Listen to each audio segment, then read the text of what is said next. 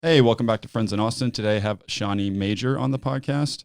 She's the founder of a company called Will to Click, and you're visiting Austin right now. Where are you from? I'm from New York. You're from New York? Brooklyn. Okay, cool. So you live there now? I do. What's that like with the pandemic and everything? Like, is it, I mean, I'm sure at first it was crazy, but how would you compare it now to when it's really peaked there? Yeah, there's a resolution on the people that live in Brooklyn that is just crazy, and it's just like consistent crazy. In the beginning, it was rough. I'm not gonna lie, it was rough. I don't live near hospitals, but there was this incessant siren that did not stop for weeks, 24/7 sirens, and thankfully it slowed down from that pace. But it's tough. It's tough. It's in the. I mean, I live in the red zone, so that's what it is. Well, I'm not familiar. The red zone is just what is it? Yeah, so the mayor and the governor decided to select the 9 zip codes within New York City and designate them as red zones. And I guess depending on how many COVID cases, they're either red or they're orange or they're yellow. But for all intents and purposes, they're still the red zone, which means that there's no school, non-essential stores are closed, and it's a form of lockdown. Okay. Okay. So it's still pretty locked down. Do you feel safe there? Do you think crime's gone up? So overall in New York City, people are saying yes. So they feel safe. They feel crime has gone up. They feel crime has gone up. The crime has gone up. And the quality of life has gone down, which is why some people are looking to move. I was going to ask you that next. Is there is the hype true? Is many people thinking to move as sometimes, the internet makes it sound like, or is it over the top, or what? So there are numbers that support the answer to that either way. I think there were more people moving to the city than moving out recently. But yeah, people are moving. People are moving. They're either moving to New Jersey or Florida or Texas for a lot of different reasons, financial or just quality of life. I think being cooped up in a small living environment for an extended period of time gave people the idea to say, hey, I don't want to do this. And since we don't know how long it's going to be, let's get out. Yeah, I think it's a good point. That's the big factor, is how long it's going to be. So, I mean, you can always come back, but yeah, so having some space would be nice. And yeah, Texas has space. Texas has been awesome. It's really been a great experience since I got here. I love it. It's beautiful, and really, really enjoying my stay here so far. So why did you come here? Are you scouting it to potentially move here, or you just kind of having some fun, business? Combination of both. So I had 1 or 2 meetings that obviously could have been remote or on Zoom. And I was like, you know what, let's make it in person, and then let's combine it with a personal trip. 100% to check it out. I mean, Austin seems to have a really cool tech scene, and I wanted to get to know that a little bit better. And I needed a break just to get out. We don't know we're heading into, fall, winter. We're heading into additional cases in New York. So before things get worse, let's just take some time and get out of the city. And Austin was on top of my list. Yeah, it's definitely a nice place, fun place to visit. So the reason I found you, or we connected, was because we're both part of this entrepreneurship group called This Week in Startups, which, for people that don't know, it's a show hosted by an angel investor that lives in, I think, like Santa Monica, California, somewhere in California, named Jason Calacanis. He's been doing his podcast for a long time. I've been watching it since I was in college, and I've always really liked it. And he has a Slack group called, the Twist group, and you were in the Slack group, and you were saying you were in the Austin channel, which is like, really, I don't do a lot in the Slack group. I should probably do more, but I do kind of check the Austin channel every once in a while, and you're asking about events. And I was like, well, I don't know of any events, but if you want to come on the podcast, I mean, clearly you're an entrepreneur. This podcast isn't just entrepreneurs, but that's a big part of it. So yeah, that. Yeah, thank you for reaching out to me. I put it out there figuring that I'd probably maybe 1 or 2 people replies to what's going on there, but I'm glad that we connected, and this has been really cool. Slack, this is a Shani Majer theory. Slack and Twitter are the new conferences. So obviously we're not networking in conferences. I mean, there's no going to bars, going to events, going to anything really today. But I've seen that shift has been to Slack channels and to Twitter. That's where we're reaching out to people and connecting people. If you see different, I'd love to hear. Yeah. No, totally agree. I mean, that's how it's going to be, and will probably continue to be even when conferences really start up again. People will probably utilize those channels more. But yeah, they are good to have. So how did you find out about This Week in Startups anyway? So they had a founder university, which was a 24, 48 hour, or maybe it was 3-day event. And they allowed underrepresented founders to join this university, which is 3 days of sessions, events, classes. And I participated in it. I thought it was pretty cool. It was jam-packed for every day from 9 to 5, learned a lot. And through that, I got familiar with this specific Slack channel. I've been in other ones, but this specific Slack channel. And it's a great way to connect with randoms all over the world. Okay, I've heard of it. So is Founder University somehow affiliated, or is that a Jason Calacanis thing, Founder University? I believe it's a part of their networking, building events. I think. Because you know Launch.co, right? Yes. Is it have anything to do with Launch? It's just another one of the things they do. I think so, and I might be mixing one with the other, but I think they're related. Yes. So you went through this Founder University? Yes. Was it paid? It was free. It was free. It was free. Yeah. Was it online? Yes. Okay, cool. Yeah. Was it newly online, or do you know? Like, was it online because of COVID? That's a good question. Yeah. I don't know. They probably had a few cohorts. Maybe some of them were in person. I'm not sure. But you had to apply. Yes. Okay. Yes. It's free, but you had to apply. That's correct. Yes. Cool. Well, congrats to you for getting in. I bet a lot of people apply to that. Thank you. Thank you. I was fortunate enough that somebody did like a warm intro to one of the people involved, and I was able to get in. Oh, that helps. Yeah. It does. Yeah. It does help. Yes. Cool. Yeah. So you got a lot out of it? So I think of learning as one of those things where if you gain something out of it, it doesn't have to be monumental, doesn't have to be life-changing, then you're better off today than you were yesterday. So the answer is yes. Now, was all the information super relevant to me? No, maybe I was a little advanced for some founders. Maybe some of it wasn't, really appropriate from where I am in terms of a stage of a company. But whenever you glean something out of something, then that to me is value.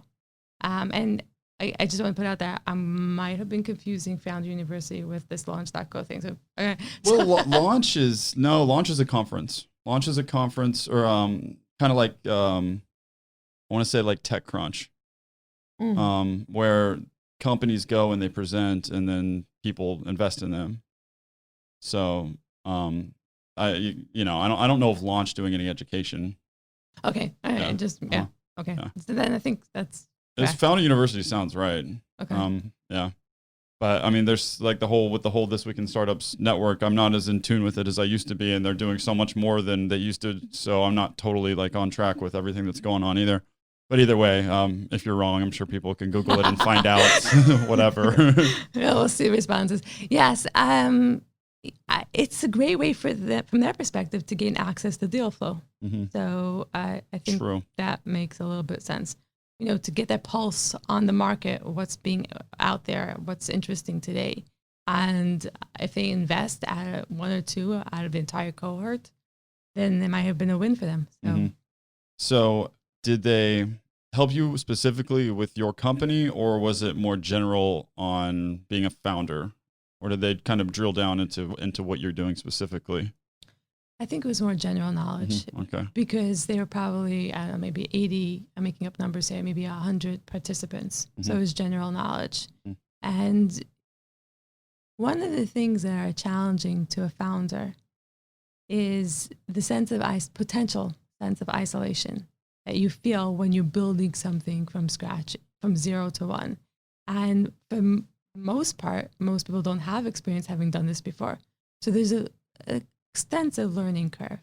And unless you have a network of people, that you went to school, you worked with, who are doing something similar, it's a challenge. And there's a lot to learn under a lot of pressure with limited amount of resources and a short amount of time. So getting access to that information, that knowledge, that teachings, as well as access to the network, I think is very helpful.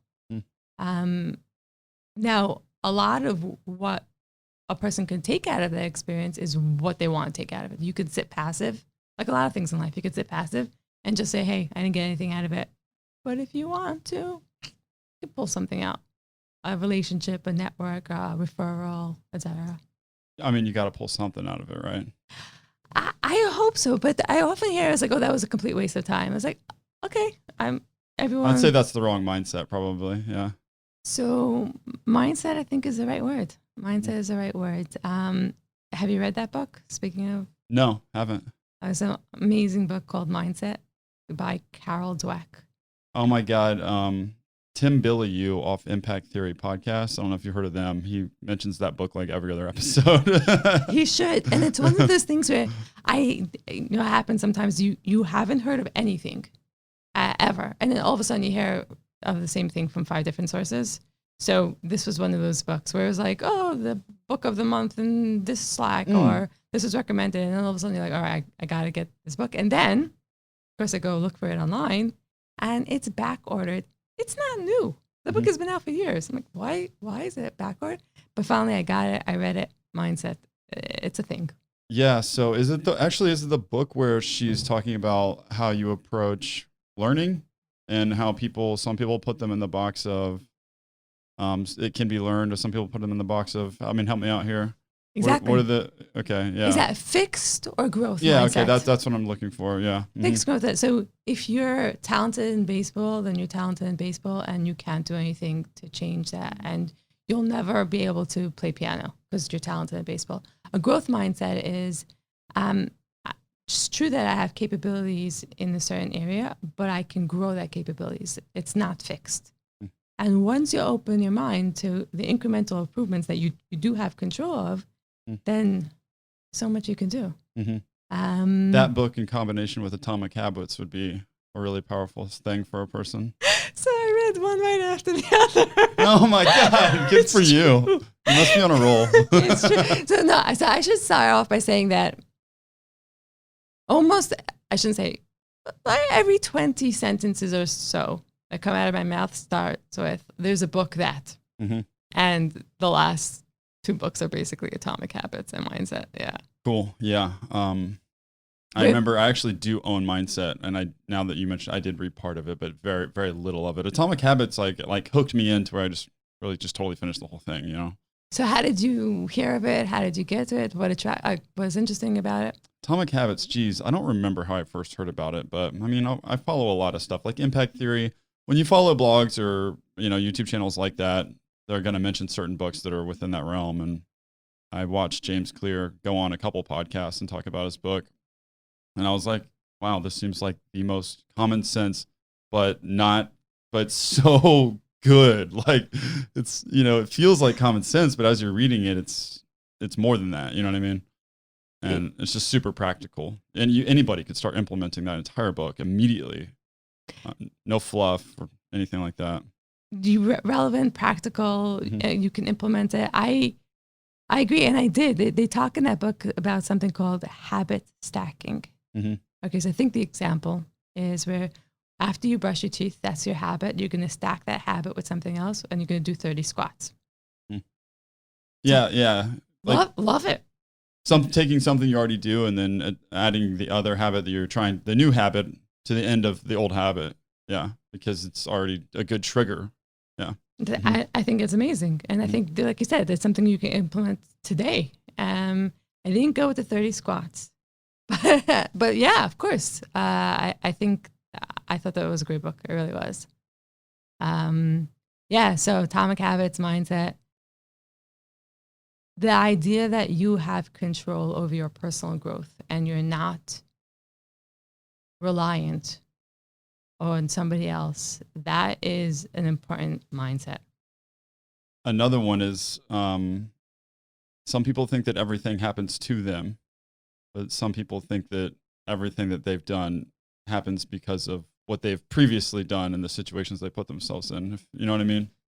It's like things aren't happening to you. You're making things happen to yourself. That's a good distinction to make as far as like taking control over your life. That's correct. No, that's correct. Are you reactive? Are you active? And that's a choice you can make. That's a choice that you have. I think that it's empowering. It's empowering because you are the captain of your ship. You're the master. Of your fate. Is that the line? Totally butcher that. Don't know. Totally butcher I that. don't know. Yeah, it's like, but you are in control. It is up to you. Now, what that does is it means that you have the freedom to do what you want or to be who you want to be, but it also means that you have the responsibility. You can't blame everyone forever. The buck stops with you. Yeah, for sure. Not sure how we got into this conversation. But it started with mindset and then atomic habits and then, just kind of the way that people approach and look at life. And people that don't approach it that way, I feel bad for them. And I can't imagine living in a way that I was just feeling sorry for myself and not doing the things that I needed to do. I mean, we all have our little issues or whatever, but overall, I mean, yeah, you got to be responsible. You got to be responsible, and taking responsibility means that you can effect the change that you want to see. Sure. I remember a coworker was complaining about something at work. I was like, they should do this. The managers, the partners, they should do this. They should do this. And I must have been in a mood. Normally, I keep my comments to myself, but this time I didn't. And I turned around and said, David. He was like, what? Be the change you want to see.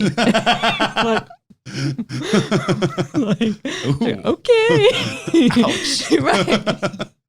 All right. I've been schooled. But that's the point. Yes. Mm-hmm. So what started you off on your entrepreneurial journey? How long you've been interested in entrepreneurship? Insanity is what started you off? Insanity. There has to be a thin vein of insanity in every entrepreneur. You have to be insane. A little bit mad. I think there's something really exciting to build something, and you may not know where it's going to go, and it may not go anywhere, but you built something. And that challenge, that adventurous spirit, that motivation, ambition, drive, if you have it under your skin, you can't get it out. It's going to live there. It's going to fester. It's going to grow until you've got to do something about it. That idea sometimes becomes an obsession, a fixation, and you can't put it down. And that's a little bit about what happened to me. Like, yeah, I could go work for somebody else, and I might end up doing just that, and that's cool. But I knew I had to try. Mm-hmm. I knew I had to try at least once. Sometimes you can't give up after one time, but I knew I had to try. I had worked at a fintech startup before this, and I learned a lot. Super cool, amazing people. But I knew that with every day I was gleaning something out from this that I wanted to do different. I wanted to do what I thought would be better. And when I finished school, I finished my MBA, not this past August, the August before, I was like, now's the time. Now's the time. Great chance I'm going to fall flat on my face. I'll have learned a lot, and then it'll be worth it. I worked at a venture capital firm, and they're exposed to many different entrepreneurs, founders, and startup ideas from AI, meal kits, drone technology. And I wasn't so passionate about that space, but the idea of these really cool people doing really cool stuff. Cool. Mm-hmm. And they're just as cool as I am. Yeah. You know? I like the way you described it as something that's festering that you have to address. I know exactly how you feel and what you mean by that. It's like anytime that I've been working for other people, it's just like everything felt like I'm only doing this for the money or to learn, which is very important. You have to start out working. You don't just like come out of school or if you don't go to school, it's hard to have a good opportunity or good enough skill set to be successful in building something with no experience. I mean, if you can come out of high school or college and immediately build something great, good for you. Some people do, but also, going into the workforce and getting some real world experience is a good start. But also in going through that process, knowing that you're only going through that process to gather some information or whatever is kind of brutal because you just can't wait to quit and do your own thing. And some people would say you should just quit and do your own thing right away and try to get investment, blah, blah, blah. I mean, there's a lot of different ways to do it. And I'm not going to say what's the best way to do it, but Anyway, yes, I know what I mean. I know what you mean by the festering thing. That's an interesting way to describe it.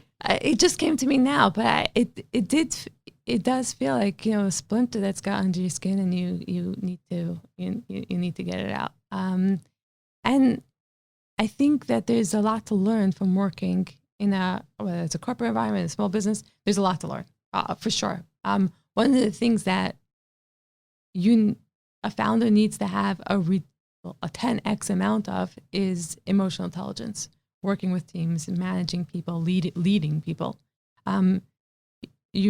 As a founder, you have a harebrained idea, and you need to be able to lead and sell and inspire people after. And to learn that, the best way is to work with other people. Ultimately, if your idea is a success, it's not going to be a solo operation. So having the groundwork of working with others is integral.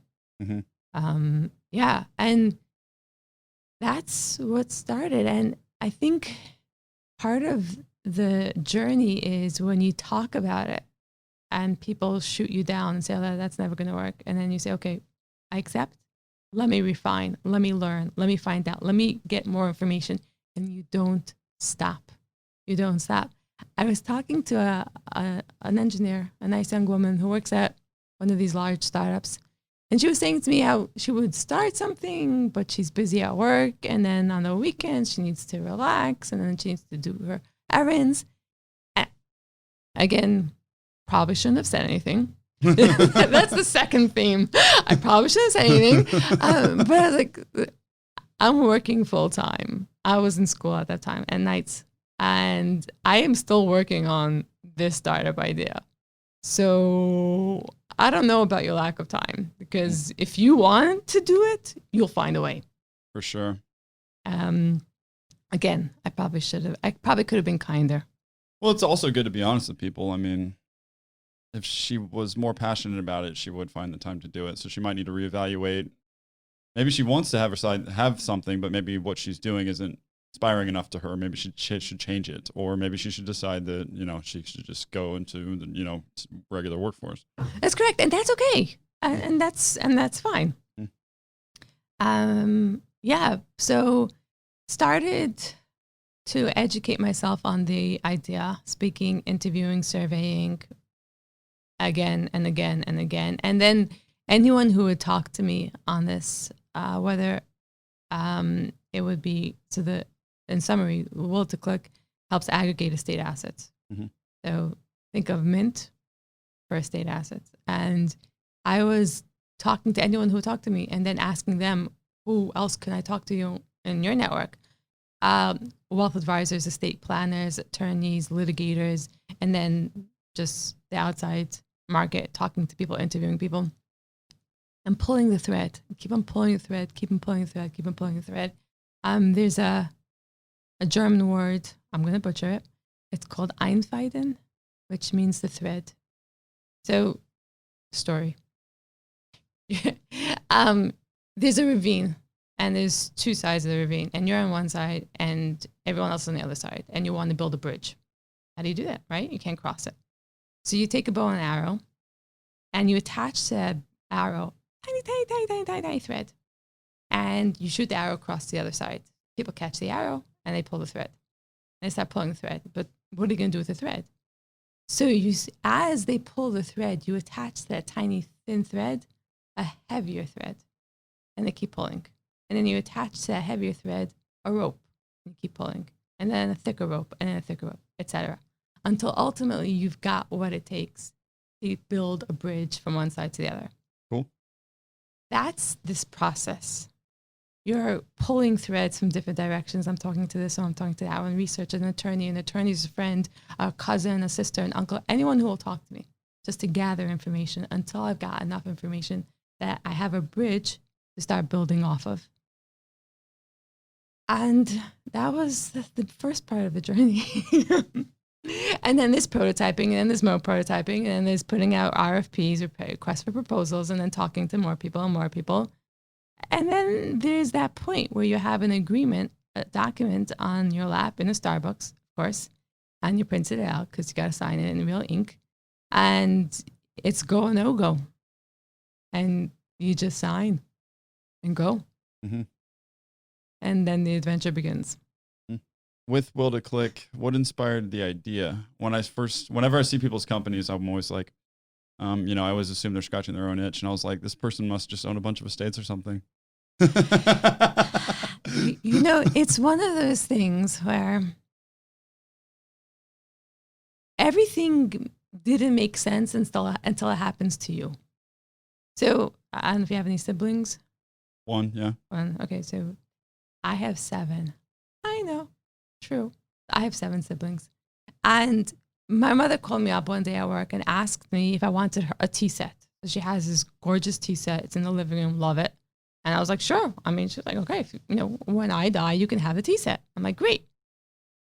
It turns out my mother has 3 tea sets. And the one that she was referring to was not the one in the living room. It was the one in the garage for the last 30 years. The difference between the value between those two is a few dollars. The one that I was referring to was sterling silver, gorgeous, antique. That's not the one that she had in mind. And then it occurred to me that all those fightings that you hear that happens between sisters, brothers, aunts, uncles over minutia stuff could happen to us. And I love my siblings. They're awesome. I was like, holy crap, we need to solve for this. There has to be a better way to do this. And that's when I started having the conversations with attorneys. How is this solved?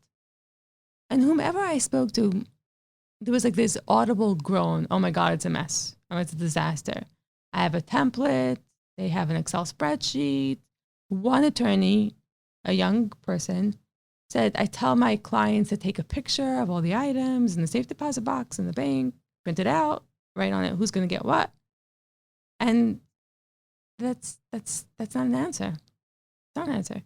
So the starting point of the Will to Click app was to help people document their personal items and who gets what. Then we started thinking through the big picture of what about all these estate assets, life insurance, real estate, investment accounts, bank accounts, credit card points. And then this way you have a real view as to what you have. If you don't know what you have, you don't know if it's enough. And if you don't know if it's enough, then you can't really take care of the people you care about. So is it my itch? Maybe. It might be. But I think it might be others. I'm betting on it. What do you mean by that? Might be others? Others itch as well. I mean, it's a problem for other people as well. So you're saying you're going to you're saying there's going to be customers, yeah, because other people have that same issue. Mm-hmm. I mean, when you talk about it and you go through that whole story, yeah, it makes a lot of sense. I mean, it seems like something that's probably like, this is a process that's been going on for a long time. People they don't think about it till they have to do it. And then when they go through it, it's probably a pain in the ass. There's people probably solving it in different ways, different attorneys doing it in different ways. Basically a situation where it's kind of ripe for some standardization and some, ease of use or whatever. So yeah, I mean, it sounds like it could be cool. How far into the product are you? Do you have a working version of the product? The app is live for iOS. Okay. We have 2,200 downloads and $4.8 million of assets have been added. Ooh, wow. Yeah. And what's interesting is that the app, like I said, in its infancy stage is set up for these personal items. You take a picture of your watch, you assign it to a beneficiary in your contact list, and then you save it in your account updates and you can see how much you're leaving to whom. But people are hacking the app to solve their own problems. They're adding their homes. They're adding their cars, their bikes, their savings account. It's not set up for that. Mm-hmm. But what that tells me, it's a signal that there's a need for this solution. For sure. People are already, using it in a more powerful way than kind of what the initial features allowed for, which means you have a roadmap that you can make there. Correct. I sure hope so. That's the plan. Yeah. So you got this itch, you found out that this is a need that kind of need fulfilled and you executed on it and you got your app out there, which congrats, just getting to that point is very hard. So how did you just self-fund programmers? Did you do any coding yourself? I considered actually going to a boot camp. Mm-hmm. Well, I'll tell you what I did.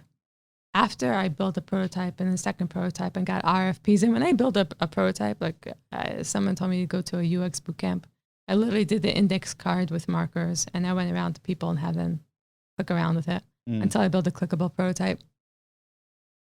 I thought about the tech side of things, the development side of things, and there was a couple of options. I could have hired a consulting CTO, gone with a whole agency. Ultimately, I ended up product managing this myself. In order to do that, I did with what I thought was normal. You project managed some programmers, and you were debating between like a consulting CTO, which meaning it's like you just bring on someone as a consultant to manage your project that has technical expertise. That's correct. It would like wrangle in and coordinate these other programmers. That's correct. And the downside of that is that I would have somebody in the middle interpreting the vision. And I thought for the sake of this success, I had to do it myself. But in order to prepare for me to manage a technical development of something I've never done before, I read 3 books on app development. Okay, I was going to say, I'll stop you there. I want to hear more, but the risk of doing it the way you're doing it is that you could have hired bad programmers and they could be doing a bad job. They could also be charging you more than what you should be charging, but good for you for at least reading some books, but continue on. So I did read 3 books, and I did meet with a lot of potential agencies, dev shops, etc. And when I spoke to a lot of different CTOs, they gave me like a boilerplate proposal where it was like, oh, it could cost X to X. We don't know. We'll see. We can't be sure. Maybe we'll talk to you once a week. Maybe we'll talk to you twice a week. It was very vague, and I was very not comfortable. Yeah, it's like, well, that's not giving me a lot of confidence in this process. Not at all. And considering I needed someone to supplement my lack of information, or my lack of experience, that wasn't getting good vibes. In one of the conversations I had with somebody, I was referred to a completely offshore dev shop. And when they gave me a proposal, it was an Excel document with line by line, screen by screen, hours, the front end, the back end design. And it was a work of art, really. But what I understood from that was that their level of detail is going to supplement my lack of experience. Was how I went with it, and that we ended up we're still working together. But I had working with me a front end, back end, QA, and then design. So everybody with one team and an analyst managing that. Mm-hmm. After the first sprint, I put myself as another QA person, which, by the way, is ridiculously boring. I don't know how people do this for a living. It's like one of the most boringest thing I've ever done in my life. But I was like, no, before we release again, I'm checking every line. And that's how we were able to release the app in 11 weeks. Pretty quick. It's pretty quick. It was daily stand-up calls. Started off at 7:30 a.m. New York time. And then it went to 7. And then I went to 6:30. So for 11 weeks straight, I was on the phone at 6:30 in the morning. But we were able to ship out. The knowledge that I got from reading, it was, again, I thought this was normal. It's only afterwards I spoke to other founders like, no, we just hired somebody. And that's why we're 3 months over time and whatever, $30,000 over budget. I would take these books that I got off of Amazon and write notes on the back of the book. And when I ran out of space in the back of the book, I clipped pages. And every time I read something that was relevant, I would mark up those pages. And then at night, this was on the to work and from work, I would take those pages, go home, and write emails to developers, to the analyst. These are all my questions. And then I went to sleep. And then the next morning, they had the entire day to respond. And that's how we were able to move that far, that fast. You were very proactive. I didn't know that. And one of the advantages of not knowing enough is that you don't know what you're doing is normal or not. I just thought that this is what needs to get done, and this is what needs to get done. Do you worry about the quality of the code and the sustainability of the code base with it having been shipped so fast, 11 weeks? Do you have anyone look at it? So one of the things that gave me a level of comfort is that the referral, the person who referred me to this team, he used them from ideation to exit to Adobe. And I think the acquiring company is still working with them. Mm-hmm. So I felt a little bit comfortable. But to your point, and I'm recognizing I'm talking to an engineer, it doesn't matter if the company is not a company. If the company is a business, if the startup has some level of success, then we'll figure it out. But if it doesn't, it's not going to matter what the code looks like. Totally agree with that. That's a very good point. And that's something that, I mean, yeah, you need to, if it starts making some money, I mean, and if it turns out that the code base isn't great, you can patch it up, you know, I mean, you can fix it up. I mean, let's have that problem. Unless it gets to, I mean, it's not like it's going to get to the size of Facebook. Then all of a sudden you're going to like, you know, like, oh no, like, I mean, you know. When I'm sitting in front of Congress, we've got other issues. But yeah, there was, I guess, a lack of experience sometimes works in your favor and sometimes it doesn't. In this case, you know, connecting with this team was a stroke of luck, really. Yeah, it sounds like you found a pretty solid team there. I mean, just even the fact that they were responding to your thorough level of communication so well, I mean, that's a very good sign. It took a while to gel that relationship. And what I mean is that in the beginning, I would tell the analysts, the developers, look, this is your business. So I want to hear your input. I'm just like a tourist in this space, but you live here. So you tell me what you think. And crickets, nothing. Until I said it over and over again, what do you think? I really want your input. I really want your advice. You do this all day, every day. And that's when they started giving me real input, their real opinion, their real feedback. And sometimes they would say, oh, no, that's not a good idea. Or this design, we don't do it like that. I was like, all right, go for it. Mm-hmm. But that communication and that confidence in them, it took time. And one of the things I did after we released in 11 weeks, I bought a thank you card. Mm-hmm. And I had to buy a stamp, an international stamp, right? Who has stamps? But an international stamp, a thank you card. The total cost of the card plus the stamp was like $3, $4.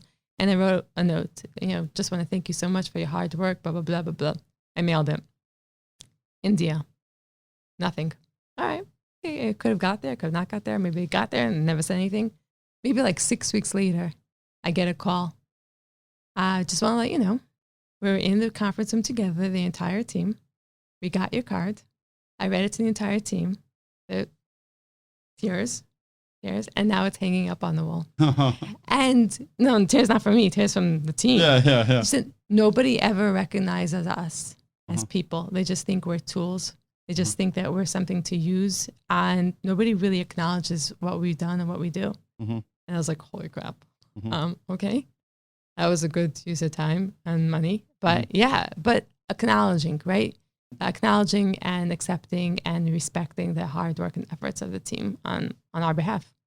Sounds like they really like working for you and they are with you. That's because they don't know me. No, right. So how do you foster a relationship that's 9.5 hours away? And you do that by taking responsibility for the things that I did right and I did wrong. I made a mistake. I raised my hand. It's my fault. And when I took responsibility for what I did, where I was the bad actor in something that went wrong, they felt comfortable that they could be themselves and they didn't have to spend a lot of time CYAing every move. What's that mean?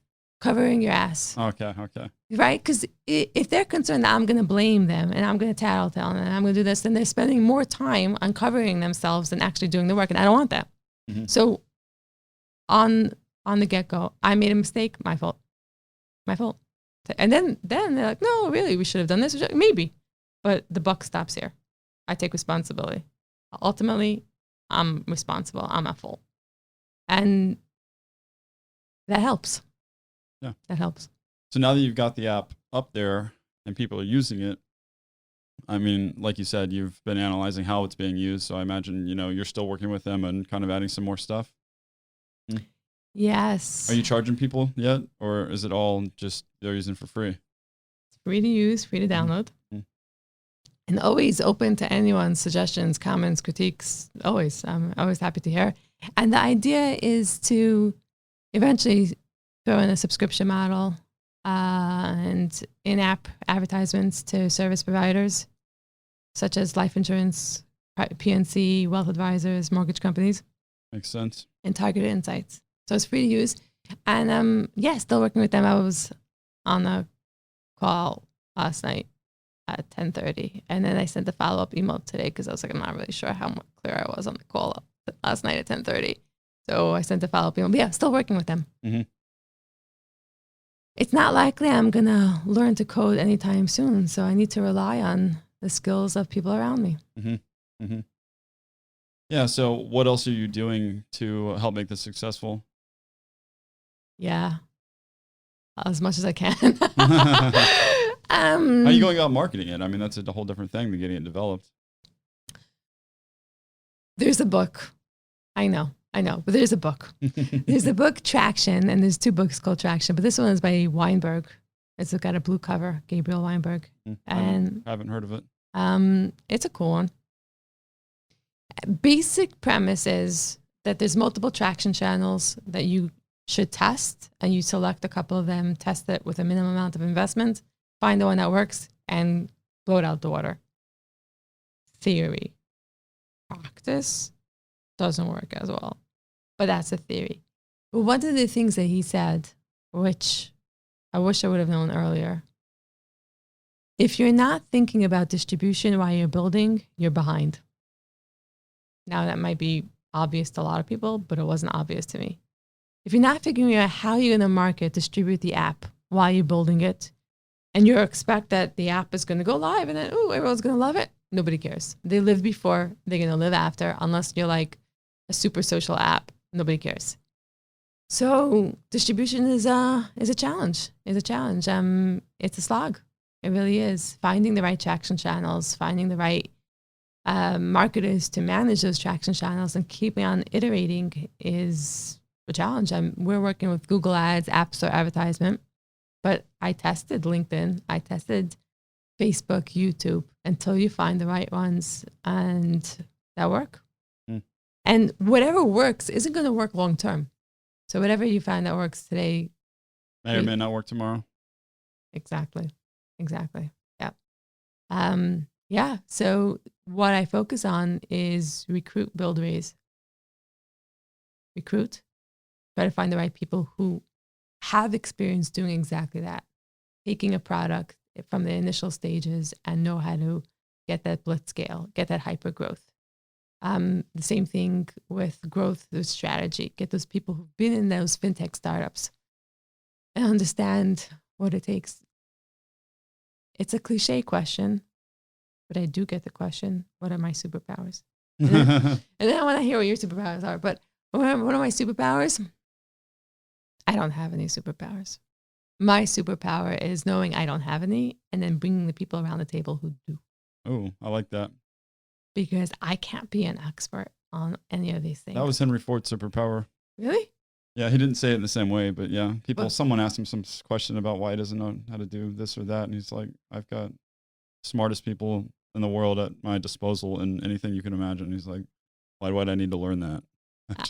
I didn't know that he said that, but okay. I probably destroyed that. But like he said, there's a quote from Henry Ford that's something along those lines of like, he has high level resources and he doesn't focus on certain things because he only has so much time. And that's why you need talent, you know? Okay. Mm-hmm. See, that's really cool. And now I feel I'm in the same space as Henry Ford. No, I'm not. But that makes sense. I mean, there's different personalities. My personality, like we mentioned before, I can't sit and code for 8 hours a day. I can't. And that's okay. So having the right people around the table who are knowledgeable and experienced in their subject matter and leading, inspiring, managing, directing them to do all that. I hope that's my superpower. It's a good superpower to have. We'll see. If effective, yes. That's correct. Yes. So is this your first go at a startup? Have you had other goes at it before? No, No, it really is. And when I settled on this idea, it was with a lot of thought. Like, what could I do? What could I do? There's a lot of cool ideas out there. There's a lot of stuff, Can tons I- of stuff. Can I tell you about a cool idea that I want someone to do? Not necessarily for me, but I want it to exist out there in the world. Tell me. You could say no. Tell me. Okay. I want, when you're sitting on a plane, you can play a game. I don't really care what the game is. You can play a game against your the fellow passengers. I know, right? Passengers on the plane. So you're competing with the passengers on the plane. Mm-hmm. But you could also compete as a plane against the other planes in flight. Mm. Why that should exist, I'm not sure. That sounds fun to me. I know. Mm-hmm. I know. I do want that to exist. I've logged on to poker before on a plane, and I was like, oh, cool. Maybe I'll get to play this with other people. It seemed like maybe you could at first, but then you couldn't. Mm. And I mean, if poker is like sit and go poker, like you can get up and leave the game at any time. So, I mean, there's no reason to, it's not like you have to start the game at the same time. Got it. Yeah. You know, Got it. So that's like an easy win for being able to play with other people on the plane, you know? But you're playing specifically with the people on the plane. I would like you to, but you're not. I loaded up the app and I was like, oh, this seems like I could probably play with the people on the plane, but you can't. Okay. Yeah. Okay, I see a way of captivating the passengers so they sit in their seat. And oh wait, and you charge for it, of course. Of course, you charge for it, right? Maybe you charge the airlines for your software. I wouldn't want to really pay. I'd be like, screw you, I have an iPad. Okay, so there's some monetization there. We'll figure that out. But anyway, I digress. I wanted to hear what your superpowers are. Jeez, I was ducking that question. No. I don't really know what my superpowers are, to be honest, and that's probably a bad answer. I'd say I'm probably good at. I get ideas and I don't know. I get excited about doing them, and I start just doing them. You know, without too much thought otherwise. Which sometimes, I mean, maybe some people would say that's a good thing. Some people would say that's a bad thing, but a lot of people. Yeah, you can at least start something, and then if you realize it's not as good an idea as you thought it was, you can give it up, unless you threw your entire life savings into it. Like if you're gonna do that, then yeah, give it more thought. But if it's pretty low risk as far as like, yeah, I'm gonna put a lot of time into it, then there's no harm in starting something and doing it. That's a superpower, but it sounds like the superpower is courage and bravery. That's a pretty good superpower. I'll take it. You should. You deserve it because it does take courage. It doesn't make a difference what it is. You want to start a lawn mowing business. It takes courage because you might fail. But when you exercise that courage muscle, then the next thing to be courageous about will be so much easier. Mm-hmm. I asked that as a question, but it's a statement. It will be so much easier. Mm-hmm. I think that's a cool superpower. I like that. Go with it. Yeah. So we're running close to time, but we do have time left. What do you want to talk about? I want to understand more about what motivates you to sit in front of randoms, like literally random. Like, I don't know if there could be more random person than me and to ask them questions. I want to understand like what excites you about that. What do you hope to learn, to gain? Yeah, just everything. Okay. It's effort. It's your time, and that's costly. So why? Well, one, this has been really fun. This is a great example of why this is awesome. I mean, it's weird when you talk to someone, like you can look at their LinkedIn and you know how you connected with them. And our example is the Twist Slack group. So I knew that we have in common entrepreneurship. But even with that common thread, like you don't really know what it's going to be like to sit down and talk to this person. But if I've never had anything go bad, and if it did, whatever, like you just wouldn't release that episode, doesn't matter, It's really fun to meet new people and talk to them and learn from them. And then also I do other episodes where it's just friends sitting around chatting. Those are fun too, more casual, kind of joking around. I don't know, I guess I'm just a huge podcast fan, and I've been a huge podcast fan for a long time. And I just figured, why not try and start a podcast, but really, really try to make it very professional and really do it right, And I told this to the last guy that was on. He's a full-time podcaster, and we're talking about how people always are like, "That's what you do for a living? It's full-time, blah blah blah. Like you make money on that," and he does. He does it full-time, and I told him that I'm very interested in making money in unusual ways. I don't like to do it in the traditional way. That's not engaging to me. It's not as fun. So while it will be hard to make money in non-traditional ways, it's worth pursuing because otherwise I just wouldn't be happy. So might as well try. It's that same courage, it's that same bravery to keep pushing the edge of what you can or can't do and then trying to be successful at it. And if you don't keep pushing, you don't know how far you can go. Mm-hmm. So I think that's really cool. Appreciate that. And when you've had people here, whether they're founders or just friends or, you know, like, what are some of the things that you've learned from them? I mentioned something earlier that clicked with me that was a common thread with the entrepreneurs that I talked to. But in a lot, I think the common thread was the drive to build and kind of that festering need to just want to create something. And a lot of them, a common thread is they're willing to lay about everything down on the line to get it done too. Those are two things that I see a lot. That makes sense. That resonates with me. I see that a lot. I see there's like this glint sometimes you see in their eye. Was it the eye of a tiger? Let's call it the eye of a tiger. But it's a glint in the eye. It's just like, you can get behind me, but don't get in my way. Don't get in my way. And I think that's really cool. Mm-hmm. I think it's really cool. Well, this has been great, Shani. Likewise. Before we close out, though, I want to ask you, what do you got going on? What are your Austin plans? What do you want to check out? What should I check out?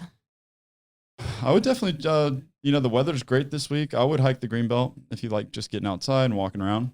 I'd go to the Greenbelt and hike. You may or may not still have to do the reservation thing because of COVID, but I imagine you could kind of get in there if you really wanted to either way, but check online and see if that's still going on. Okay.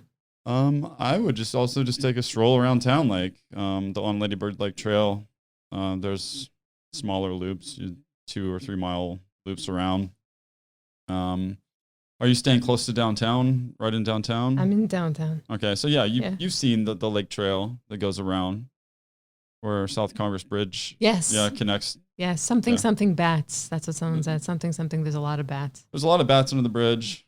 I used to live in the apartment complex. It was not too far from there, so I'm really over the bats because I would see them like walking my dog. It's like, oh, there's bats, like whatever. But they are cool. I mean, I would check that out if you have time. I'm not sure if it's peak season for them. I think peak season for them is August, and then also maybe springtime, because some of the bats leave. I think all the female bats leave and go to Mexico, and then they come back later, and the male bats stay. So there's a lot less bats. Got it. Okay. What else? I don't know. You into food? I mean, everyone's into food. You gonna go to any restaurants while you're here? I think I should. Music, restaurants, both. Yeah. I went to a restaurant called Loro for the first time. That is a pretty known spot here that was really good. So I recommend that place. It's like, if you've heard of the Franklin barbecue thing. I heard of it. Yes. I could be getting this wrong, but Loro is like teamed up with, I believe, Franklin barbecue. It's like kind of like Uchi, which is a very popular Japanese place, and Franklin like came together and made Loro, something like that. Got it. That's a good spot. Okay. A lot to do. Yeah. Yeah. I'm excited. Listen, it's been a great experience being here. There's a lot of cool stuff to do, a lot of cool people to meet, and it's been really nice. Cool. Well, again, thanks so much. This has been really great. Thank you for having me. I really appreciate it. Really exciting. All right. Enjoy the rest of your trip in Austin. Thank you. Thank you.